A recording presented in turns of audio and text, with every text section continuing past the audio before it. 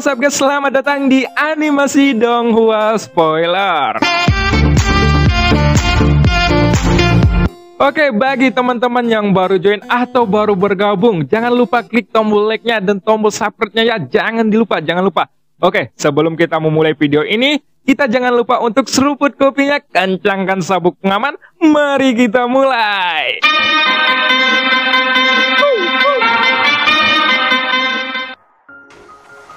Pada episode sebelumnya diceritakan, para pasukan dewa penjelajah ternyata berkumpul di domain kekacauan, yang mana di antara mereka ternyata ada juga yang berasal dari dunia sensi. Tak lama kemudian, Xian pun akhirnya menghilang dari sana. Di sisi lain, di aliansi Dewa Abadi, para Raja Jiwa ternyata sudah berhasil memulihkan tubuh mereka. Selanjutnya, Pusing pun membawa Raja Tianzang ke dalam domainnya. Dan scene pun berganti. Pada saat ini, Yao Yu ternyata pergi menuju Yueli untuk merebut Xiaoyan. Sekarang, hanya ada 5 orang yang benar-benar berhadapan dengan senior Labu Dewa bermata 9. Tidak ada yang bisa diganggu oleh pihak lain ketika mereka bertarung, dan tentunya bentrokan mereka kali ini bisa dibilang seimbang. Tidak ada yang tahu apakah itu karena para Raja Jiwa itu menjadi lebih kuat, atau karena para senior dari Labu Dewa bermata 9 itu telah mencapai batasnya. Untuk kesempatan sekarang ini, mereka terlihat dirugikan. Cahaya biru yang memancar dari para Raja Jiwa itu sangatlah kuat. Dan memang itu secara instan meningkatkan serangan mereka. Bahkan tampaknya cahaya biru itu tidak bisa lagi dibendung oleh para senior Labu Dewa bermata 9.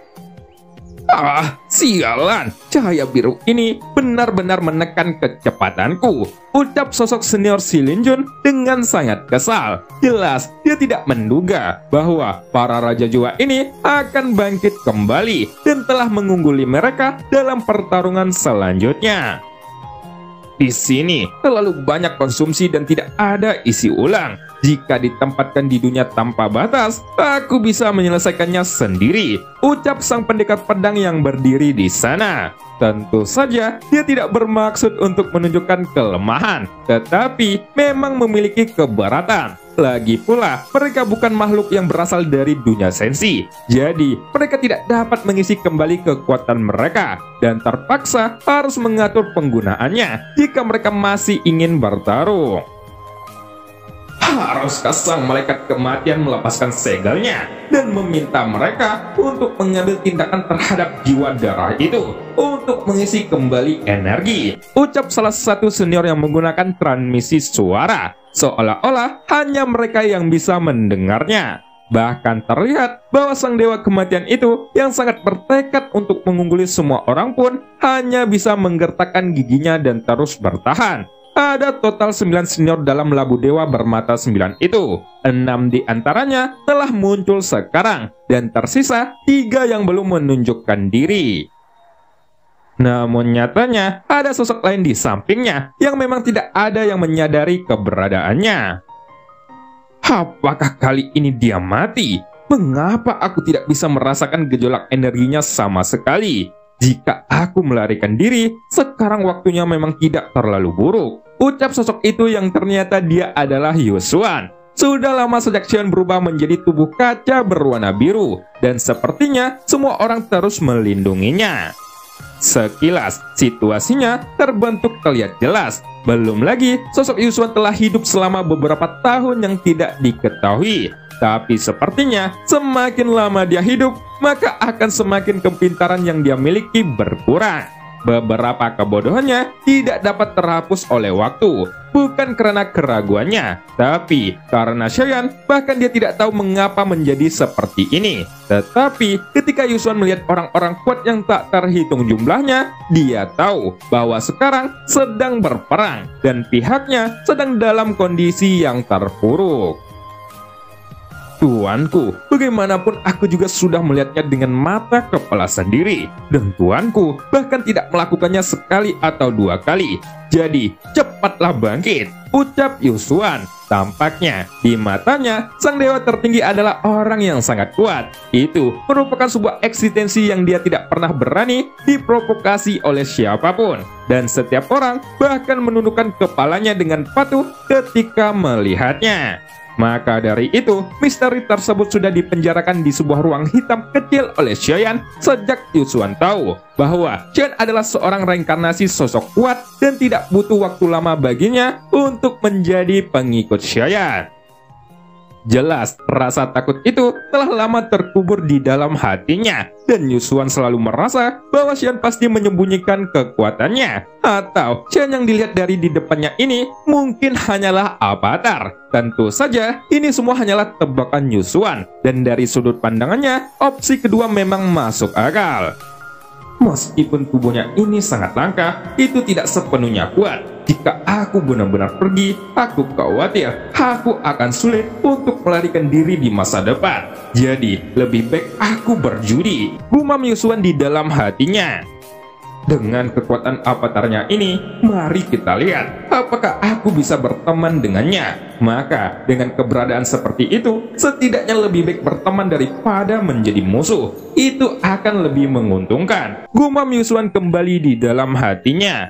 Pada awalnya, begitu Xiaoyan datang, Yusuan akhirnya merasa aman dan berpikir untuk lebih baik tidak melanggar kontraknya. Karena jika dia benar-benar sial, tidak apa-apa jika Xiaoyan mati. Tapi jika sosok Xiaoyan ini belum mati, Xiaoyan bisa menambahkan masalah lain untuk dirinya sendiri. Setelah memikirkan hal ini, Yusuan pun tidak ragu lagi. Bahkan ketika melangkah keluar untuk menghadapi Hanmo dan Guijun, sebelum keduanya dapat bergerak, Yusuan pun tiba-tiba muncul di depan Yueli. Namun tentunya, kekuatan fisik Yuansen bukanlah pelindung.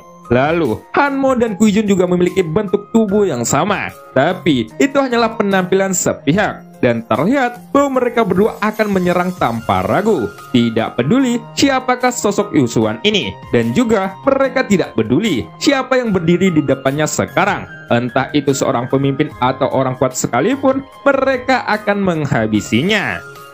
Pada saat ini, pihak Langit ingin membunuh Xiaoyan dengan segala cara, dan mereka tidak bisa membiarkan reinkarnasi sang dewa tertinggi itu terus bertahan. Karena jika terus menunda waktu, situasinya mungkin akan menjadi lebih rumit.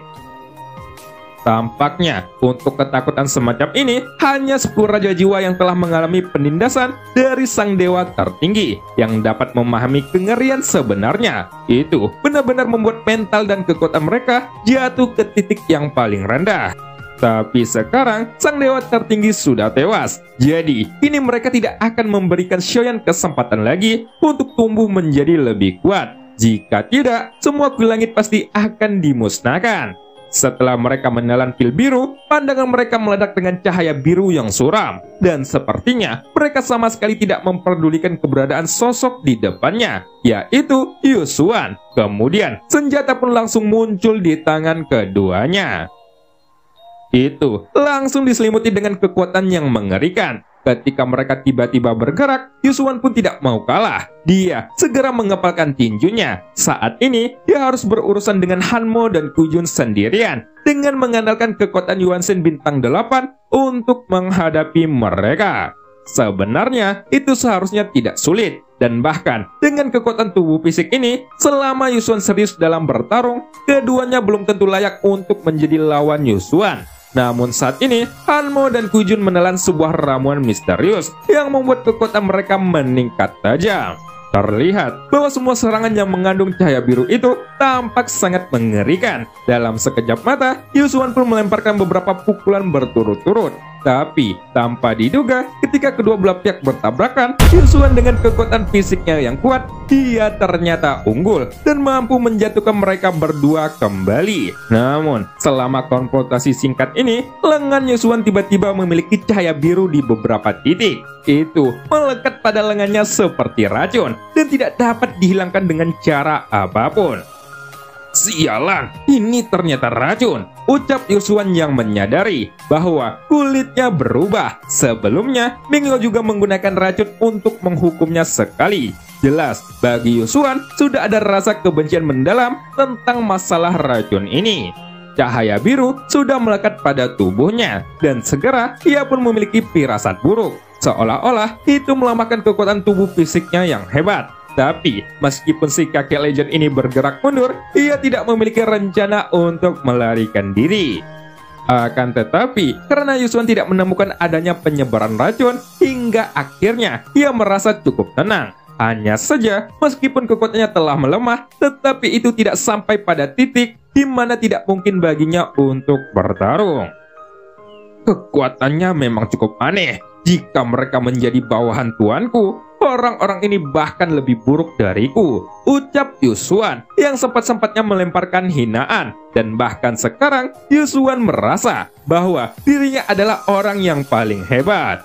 Sementara itu, Yueli sendiri terus dengan ketat menjaga sosok Xiaoyan, dan situasi pertempuran di sekitarnya menjadi sangat kacau. Namun segera, ketika dia menyadari bahwa kekuatan para senior labu dewa itu sedikit lemah, ia yakin bahwa cahaya biru aneh yang melekat pada tubuh semua orang itu merupakan segel. Dan semakin banyak cahaya biru di tubuhnya, maka kecepatan dan kekuatannya sangat terpengaruh.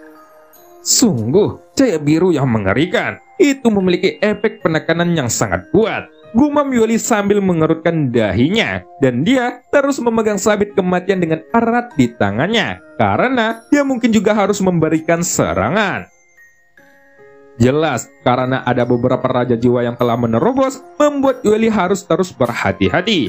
Meskipun para senior labu dewa ini masih keras kepala untuk melawan, seiring berjalannya waktu, mereka akan segera berada di ambang batas.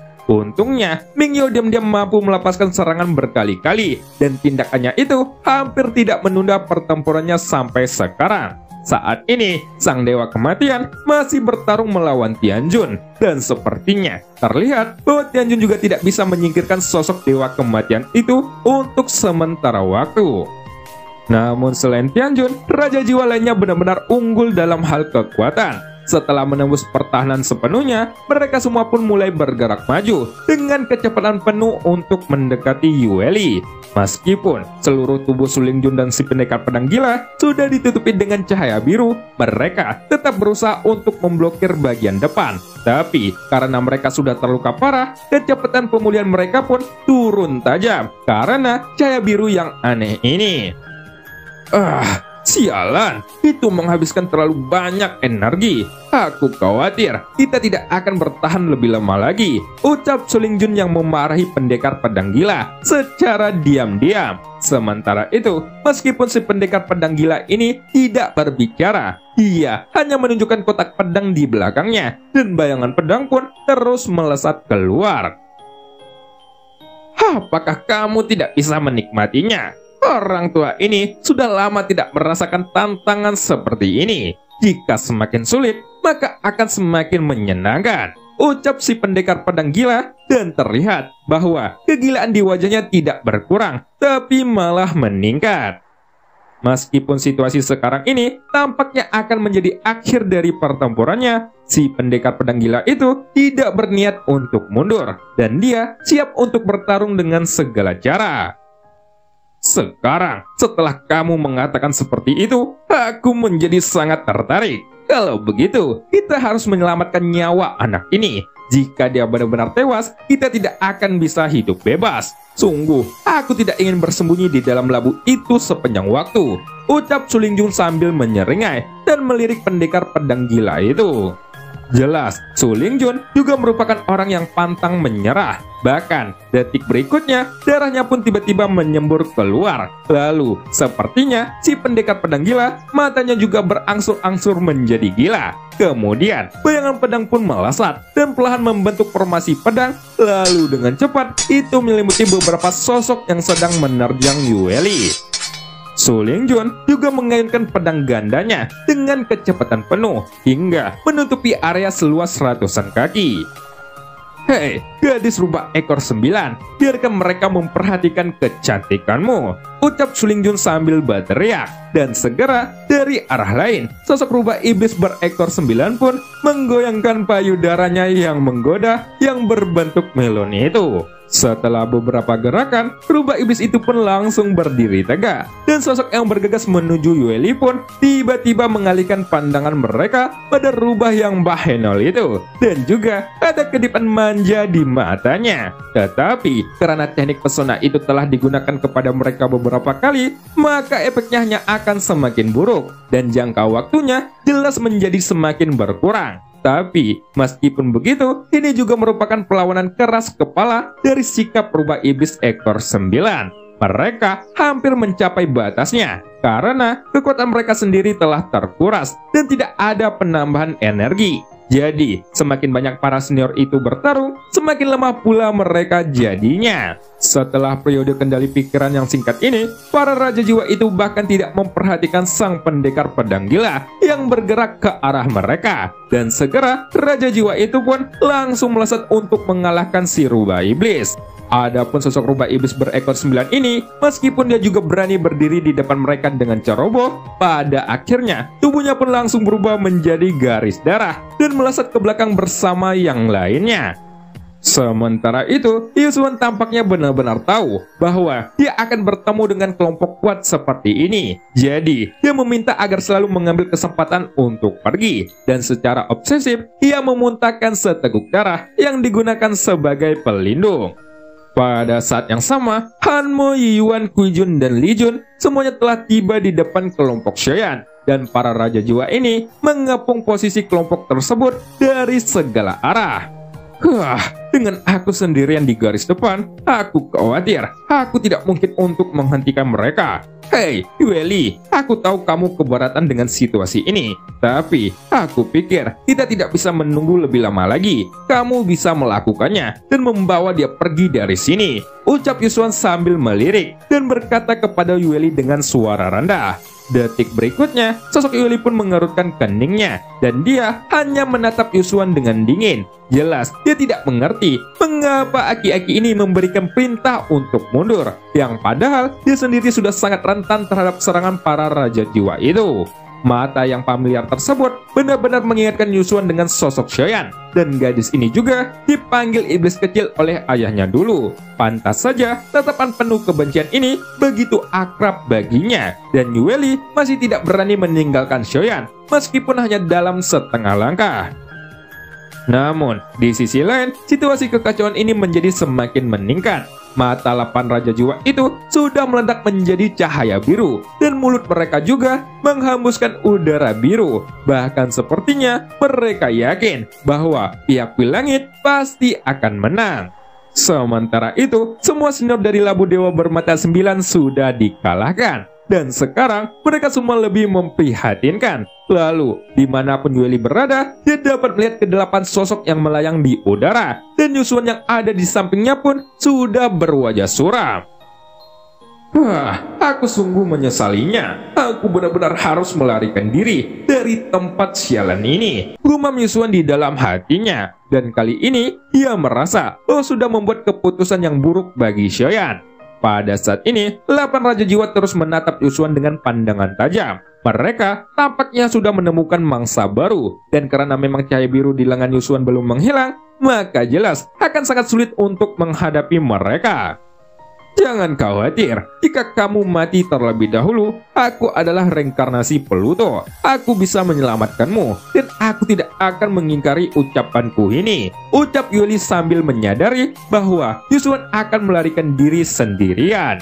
Detik berikutnya, Yusuan pun langsung melirik sosok Yueli yang ada di belakangnya, dengan penuh tanda tanya di seluruh wajahnya. Namun sepertinya Yueli mengatakan hal tersebut dengan sangat serius, dan dia tidak bercanda sama sekali. Situasi sekarang tidak bagus. Akan bodoh jika aku baru saja datang dan malah tewas di tangan musuh. Mengapa kita tidak mundur saja dahulu untuk memulihkan diri? Ucap Yusuan yang terus bergerak mundur karena 8 Raja Jiwa di hadapannya sudah mulai mendekat. Apa-apaan dengan ucapanmu itu? Kamu bukanlah rekan ayahku. Kamu sangat bodoh. Semua rekan ayahku tidak pengecut seperti dirimu. Ucap Yueli yang langsung menendang pantat Yusuan. Dan segera sosok kaki legend itu pun terbang menuju 8 Raja Jiwa. Lalu dengan cepat 8 Raja Jiwa itu menyerang dengan secara bersamaan. Merasa bahwa sedang dipermainkan, Yosuan pun menoleh untuk memarahi Yueli. Tapi ketika serangan dari 8 Raja Jiwa sudah dekat dengan wajahnya, Yosuan jelas tidak punya pilihan selain bergerak. Akan tetapi, 2 tinjunya pasti akan sulit untuk mengalahkan 4 tangan, kecuali memang kondisi Yosuan sedang dalam keadaan puncaknya. Namun sekarang, semua Raja Jiwa ini bersinar dengan cahaya biru yang aneh. Sekali Yosuan tersentuh oleh cahaya tersebut, mereka mampu menekan kecepatan dan kekuatannya sampai titik tertentu. Tentu saja, 8 Raja Jiwa ini bukanlah orang bodoh. Hanya 2 dari mereka yang benar-benar mengambil tindakan untuk menghadapi Yosuan. Sedangkan 6 Raja Jiwa lainnya langsung melewati Yosuan dan langsung menuju Yueli yang ada di belakangnya. Menghadapi Raja Jiwa yang menerjang, Yueli pun melambaikan sabit kematian di tangannya. Segera, cahaya hitam pun menyebar seperti gelombang pasang. Dan dengan cepat, para Raja Jiwa itu pun terhampas meskipun sudah diselimuti oleh cahaya biru. Jelas, kekuatan reinkarnasi Yueli mengandung aturan yang lebih kuat daripada mereka. Hanya saja, kekuatan Yueli saat ini tidak cukup untuk menggerakkan 1/10 dari kekuatannya. Terlepas dari tindakannya, Sang Raja Tianjang dan Pusing telah menghilang. Rupanya, Pusing sengaja menjebak Raja Tianjang di dalam domain dewa keabadian miliknya. Sehingga, ke-9 Raja Jiwa lainnya pun mampu bergerak bebas untuk menghindari serangan miliknya. Tapi tampaknya serangan semacam ini juga sangat sulit untuk Yueli dengan posisinya yang sambil menjaga Xiaoyan. Akibatnya, dia tidak dapat menyebabkan serangan besar-besaran kepada mereka. Meskipun mereka bisa mundur sementara, tapi konsumsi ini bisa dikatakan lebih besar daripada kerugiannya. Jadi, tidak ada cara lain, Yueli hanya bisa melakukan ini, dan dia harus melindungi Xiaoyan di belakangnya. Apapun yang terjadi, namun begitu Yueli menggertakkan giginya, aura yang bergejolak tiba-tiba bergerak di dalam tubuhnya, dan ekspresi matanya pun berubah, seolah-olah ada sesuatu yang ditekan di dalam dirinya. Tidak ada yang bisa menyakiti ayahku. Jika ada yang memaksa, aku akan mencabik-cabik tubuh kalian, meskipun sudah menjadi mayat, ucap Yueli dengan suram, dan segera terdengarlah raungan keras. Bahkan, meskipun sekelilingnya kosong, seluruh suhu di sekitar pun tiba-tiba menurun dalam sekejap. Itu bukanlah dingin biasa, tapi itu merupakan suhu yang dapat menembus jiwa. Detik berikutnya, tubuh 8 Raja Jiwa itu pun tiba-tiba terdiam, seperti sudah dibekukan, dan mereka semua merasa bahwa jiwa di tubuh mereka gemetar ketakutan, seperti sudah melihat siluman bajang. Apa yang sedang kalian lakukan? Kenapa menjadi linglung? Jika kalian tidak bisa mengambilnya, maka hancurkan saja. Aku sudah tidak peduli lagi. Bahkan, jika dia tewas hari ini, tubuh fisiknya harus dihancurkan, ucap Tianjun dari arah samping. Tepat di antara 8 Raja Jiwa ini, Tianjun yang masih bertarung dengan Sang Malaikat Kematian segera mengeluarkan kilatan biru dari dahinya. Lalu, setelah suara gemuruh seperti guntur keluar, akhirnya 8 Raja Jiwa yang terdiam itu kembali tersadar. Dan sesaat kemudian, mata mereka pun tiba-tiba mengunci sosok Yueli. Merasa bahwa dirinya menjadi pusat perhatian, Yueli pun kembali menggertakkan giginya, dan cahaya hitam terus keluar dari tubuhnya. Tampaknya, jika itu benar-benar diperlukan, aura itu benar-benar meningkat, dan kegilaan di matanya juga semakin kuat.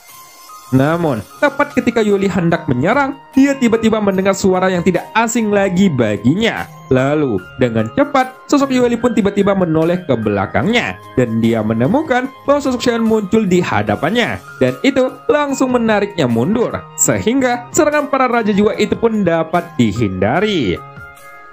Ayah, apakah ini bukan ilusi? Ayah, apakah kau baik-baik saja? Bagaimana bisa tiba-tiba sadar? Tanya Yueli sambil menatap penampilan Xiaoyan dengan takjub. Jelas, dia tidak menyangka bahwa ayahnya yang sebelumnya mengkristal malah muncul di belakangnya dengan kondisi sehat walafiat. Pada saat ini, ketika Xiaoyan memperhatikan sekeliling, dia dapat melihat bahwa selama periode waktu ketika dia kehilangan kesadarannya, pertempuran yang sangat sengit telah terjadi, dan kelompoknya berada dalam kondisi yang sangat buruk. Pada saat terakhir kali, ketika dia melihat Sang Raja Tianzang menghilang, itu seharusnya akan baik-baik saja. Segera, sebuah giok biru pun muncul di tangan Xiaoyan, dan dia tidak punya waktu untuk memperhatikannya sekarang. Giok ini pasti ada hubungannya dengan domain dewa kekacauan yang baru saja dia masuki. Meskipun masih misterius, Xian tidak terlalu memikirkannya, dan dia langsung menerimanya. Tentunya, ia tahu bahwa giok biru ini memiliki kekuatan tertentu untuk menangkal para raja jiwa di depannya. Ayah, beberapa orang ini terlalu licik. Aku harus memberi mereka pelajaran, ucap Yueli. Dia sudah bertahan cukup lama dibandingkan dengan yang lainnya. Tetapi, dia tidak kehilangan akal karena amarahnya dan memilih untuk selalu menjaga Xiaoyan. Namun sekarang, Xian telah pulih seperti sedia kala. Lalu, karena kemarahan di hati Yueli sudah lama dipendam, maka pastinya tidak mungkin untuk dibiarkan saja. Dia harus melepaskannya bagaimanapun situasinya. Apa yang terjadi? Sejak kapan dia memulihkan diri? Ucap salah satu raja jiwa. Jelas, ketika semua raja jiwa itu melihat Xiaoyan yang cahaya birunya telah memudar, pupil mata mereka pun tiba-tiba menyusut, dan ketidakpercayaannya muncul di wajah masing-masing. Ini benar-benar tidak mungkin. Teknik itu adalah hadiah dari Tuan. Bagaimana mungkin seorang dapat memecahkannya? Seharusnya tidak ada solusi untuk mengatasi teknik tersebut. Bagaimana dia melakukannya? Ucap Mingyo yang wajahnya sudah membeku saat ini. Bahkan, Mingyo terus mengatakan bahwa Xian tidak memiliki tanda reinkarnasi dari sosok Si Jun. Tapi, pada saat ini, matanya mengungkapkan pikiran yang sebenarnya yang terus tertanam di dalam hatinya. Tidak hanya itu, terlihat bahwa para raja jiwa ini benar-benar ketakutan setengah mati. Tapi, bagaimanapun cara Xiaoyan untuk bangkit, selama mereka bisa menyerang dengan seluruh kekuatannya, berapapun biayanya, Xiaoyan harus dimusnahkan di sini. Kemudian, suara Tianjun pun kembali meraung, dan terlihat bahwa meskipun tindakan mereka kali ini tampak berantakan, tetapi pada kenyataannya, saat pihak Bui Langit ini turun dari tempatnya, mereka benar-benar bertekad untuk membunuh Xiaoyan. Dan cerita pun berakhir. Sampai jumpa di episode selanjutnya. Beli sayur kubis dengan Pak Lubis. Cerita habis, kopinya pun habis.